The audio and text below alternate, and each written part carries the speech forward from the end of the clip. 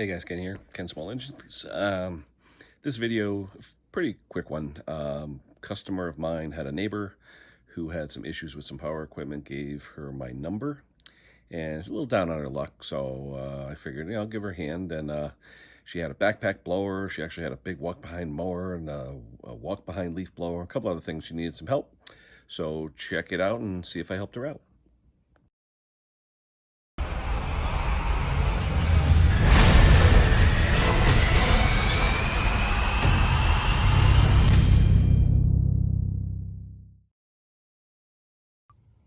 Hey guys, Ken here, Ken Small Engines. I'm actually at a customer's house, a really nice house too.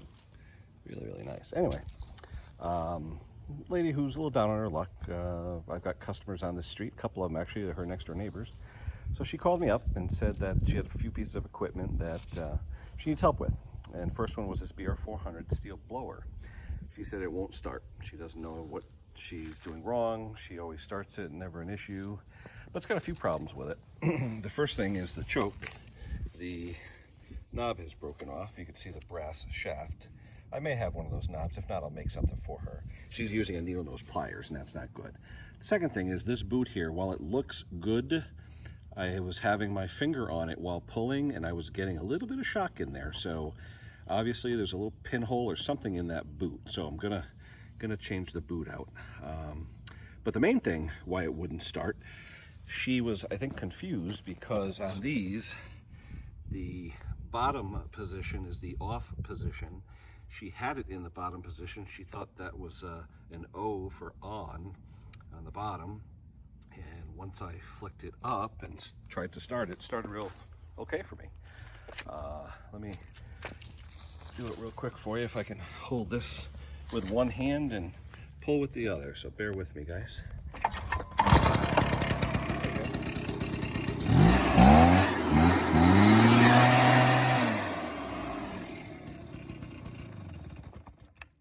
So, like I said, runs good and all, but we're going to see if we can, she wants it tuned up. I don't really think it needs it. It's missing the exhaust screen in there. Not a biggie. A little bit of oil in there. It is older. It's an older BR400, the square model. Definitely going to put a boot on it so she doesn't get a shock, and I'm going to put something on that choke shaft, and I'll mark on with a paint marker on the switch so she knows what is on and what is off. So let me get all that stuff together and I'll be right back.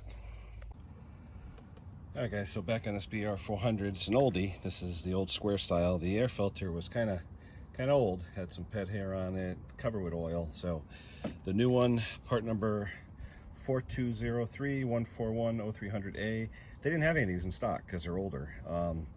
2 weeks to get it. Usually it's 2 days, but 2 weeks. So we'll throw that in. It just goes right on the side. I've got my scrunch, my Stihl scrunch that has the T27 built into it. So we'll put on the side cover, which is basically just one screw. There's a tab on the bottom and one screw on the top.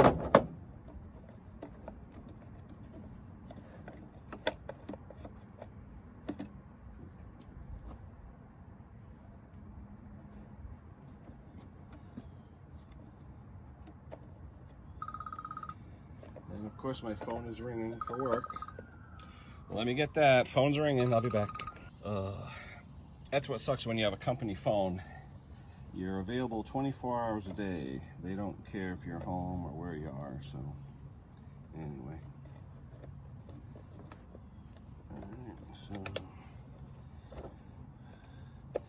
using my scrunch and a T27.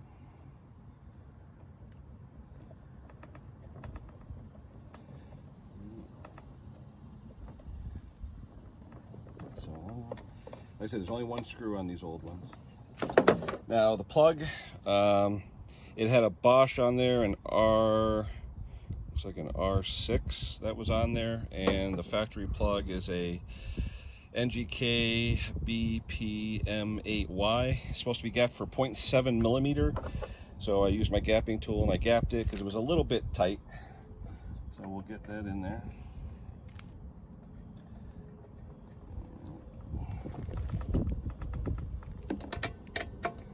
Still see me? Yeah, I'll go a little higher. There you go. I love my scratch. I got a bunch of them. I got some with the T27 end. I have some with a Phillips end, some with a regular end. Now these spark plugs have the washer, the crush washer. So when you're initially putting them in, it feels like it's tight and then it feels loose again. You got to make sure the crush washer is crushed. Okay, the ones that have the tapered seat, you don't do that, but you have to on the ones that have that. This plug boot is a little loose on top. I like when they snap in. So I'm going to adjust that. Let me get some needle nose pliers.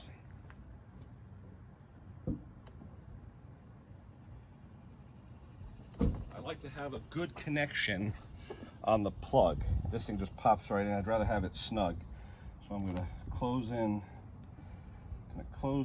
the metal on it.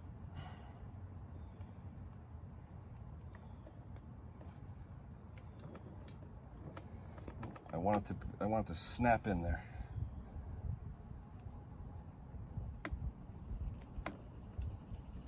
There we go. Now it snaps on. That way you know it won't come off and it'll snap. Okay, fuel filter was already in there. I replaced it with a genuine Stihl fuel filter. So we have the fuel filter, the spark plug, the air filter. This lady mixes her own fuel and she does a real good job. I mean, it's beautiful fuel. So we'll put that back in and we'll fire it up. Now, one thing that she told me was the choke knob is broken off. It's actually broken off, so I'm going to put something in there to use as a choke knob temporarily for her. So let me fill this gas in there. We'll fire it up, make sure she fires okay. Yeah, good. It's nice when people know how to mix their gas. So we'll pour her fuel back in, almost a full quart. She was using a generic oil. I recommended the Stihl oil, but that's okay. She mixes it at 40 to 1, which is good. All right. Okay. So, like I said, the choke, in order to have the choke on, you have to turn the knob up. But since she doesn't have a choke knob, she uses a needle nose plier and turns the choke up with a plier. I'm going to throw some kind of knob on there for her. But in the meantime, I'll use a needle nose and flick it up myself to help. So I can start it. Okay. All right, no primer on this. It's just basically choke and pull away. So right now we've got the throttle, which is normal. Let's see what we go, guys.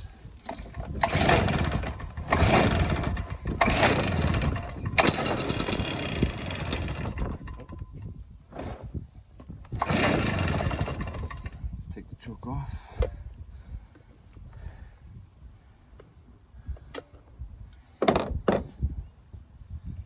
Give it a little bit of throttle.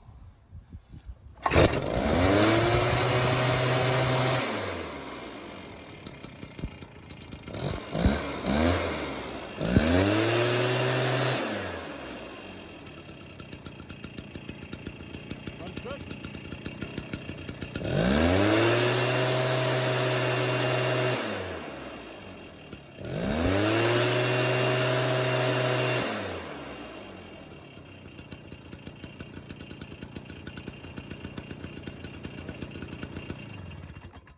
Actually a lot more responsive than it was before. So the plug, a little bit fouled, a little bit oil fouled on the plug, so that probably made a difference. The air filter definitely made a difference because that was clogged. So a pretty simple repair.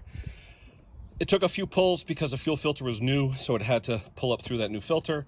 But once I choked it, got it going, sucked up, it runs great. So this is ready to deliver. I'll probably clean up a little bit of this stuff on the bottom, some of the dirt and stuff, just to make it look a little nicer. But in the meantime, I've got to make a knob or something for this missing choke knob. She shouldn't have to use needle nose pliers every time she runs it. So let me see what I can find, and I'll be right back. Okay, guys, like we always say, never throw anything away. I had an old drain plug from a radiator, plastic radiator. It was a plastic drain plug. They had a solid plastic end on it. I drilled a hole in it, I pushed it in. Now she has a choke knob. A lot more easier, value added, didn't cost me anything, isn't going to cost her anything. It's the value added that you do to the job. So basically, we've got the new spark plug, the new air filter, new fuel filter, a choke knob that she could use instead of having to use needle nose pliers. It runs great, and that's it. You know, a job like this, that air filter was about $15, fuel filter about $3, that's $18, plug was around $4, $22. So you charge about $30 for parts, you know, some for labor. You do okay. It's a nice, easy job. It's an old machine, but you know what? It works great. She's going to be happy. So, all right, that's it. Old BR400 back in business. We'll talk to you soon, guys. Take care. Just another quick tip about NGK plugs. Normally, NGK lists the gap right here on the plug. You'll see a millimeter, but there's no call out. How you doing? There's no call out on this one, and I looked at about 6 or 7 of them that are in my stock. They used to say right there millimeter, and it would call out 1 millimeter, 0.5, 0.7, 0.8. All the ones that I'm looking at, they don't have a call out, so it's probably just because they're using generic boxes. But I know on some of the older NGK boxes, you would definitely see what the gap is. So if you see a gap on there, great. If you don't, just go online, type in NGK, BPMAY, or whatever it is, and just gap. And it'll come up with a website that has the gaps. In this case, it was 0.7 millimeter, which converts to 28 thousandths. So I used my gapping tool, and that's what it was. But always gap your plugs, because when from the factory, 99% of the time, they're not 100% what they're supposed to be. And a gap does make a difference, especially when you're talking electronic ignitions and things like that. So just a quick tip. Talk to you later. All right, guys, I'm at the customer's house with the backpack blower, and she has a Little Wonder with a 9 horsepower Subaru Robin engine on it. They don't make these anymore. They're great engines. So basically, I put air in the tires. The side tires take 30 psi. The front actually takes 50.